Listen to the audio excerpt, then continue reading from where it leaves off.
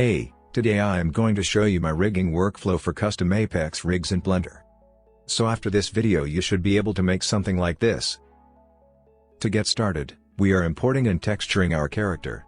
After that we are ready to start the rigging process, so basically you are taking a bone and renaming it to something like this.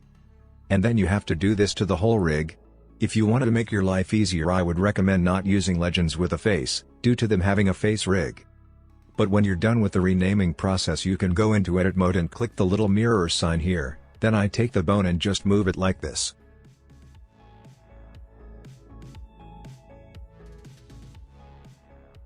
And if you wanted to do a rig of the same legend with multiple skins, you just have to delete their respective armatures and then have your master rig in the same rotation and scale as the meshes. Note, this works best if you haven't done any rigging. If you already rigged your character it's going to make the process a lot more annoying. But basically you have to rename each vertex group, so they match the names on your rig.